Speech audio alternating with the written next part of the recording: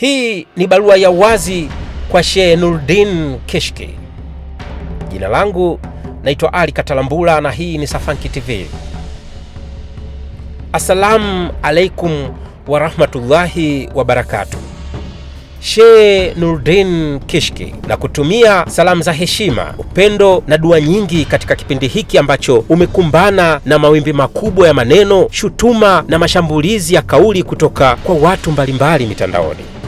Hakika historia ya wanadamu inaonyesha kwamba kadiri mtu anavyokuwa na athari kubwa katika jamii, ndivyo anavyoweza pia kuwa mlengwa wa maneno makali, lawama na tuhuma. Hilo sio jambo jipya. Mitume wa Mwenyezi Mungu walitukanwa, wakasingiziwa, wakapigwa, ili hali walikuwa watu wema. Kwa miaka mingi Watanzania wengi wamekufahamu kupitia kazi zako za kuhubiri dini, kulea vijana na kusimamia Al-Hikma Foundation, taasisi ambayo imejijengea heshima kwa kuandaa mashindano ya kimataifa ya usomaji wa Qur'ani tukufu na shughuli nyingine za kuendeleza elimu ya Kiislamu. Hayo ni matunda ambayo watu wengi wameyaona kwa macho yao mawili. Leo umejikuta katika dhoruba ya maneno. Ni kipindi kigumu kwa mwanadamu yoyote, lakini ndugu yangu katika Uislamu, kumbuka kwamba dhoruba haidumu milele. Mawimbi hupanda lakini baadaye hutulia. Uongo unaweza kukimbia kwa kasi, lakini ukweli una miguu yenye nguvu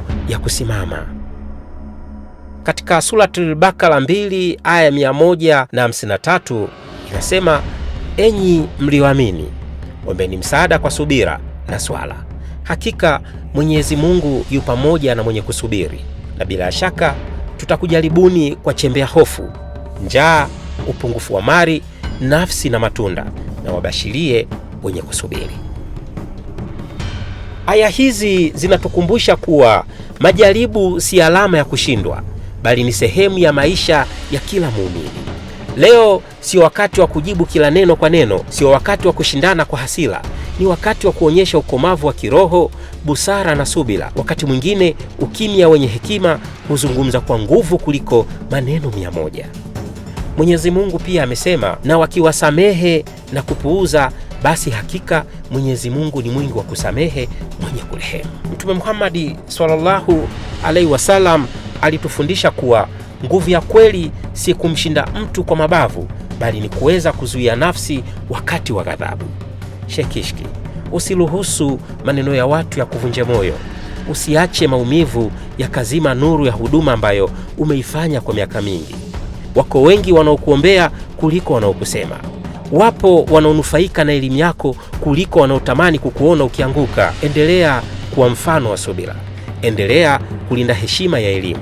Endelea kulinda ulimi wako. Muda ni shahidi mwaminifu. Baada ya kelele kupita, watu hubaki wakitazama matendo, sio maneno.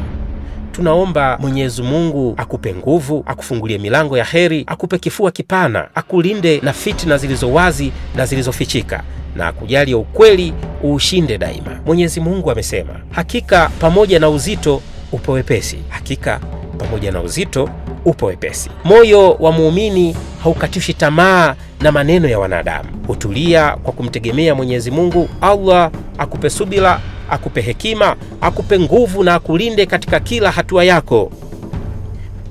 Naitwa Ali Katalambula, mwamsha fikra, msimuliaji wa jamii, mwandishi anayemiliki kalamu inayosuka hoja kwa uzi wa ukweli na kuzipamba kwa sanaa ya lugha adhimu ya Kiswahili. Hii ni Safanki TV, mahali ambapo taarifa hazipelekwi kwa pupa, bali huchujwa kwa makini, mahali ambapo kila simulizi hupewa muktadha wake, kila hoja hupimwa kwa mizani ya mantiki, na kila mada huwasilishwa kwa lugha inayogusa akili na moyo kwa wakati mmoja. Wabillahi taufiki. Assalamu alaikum.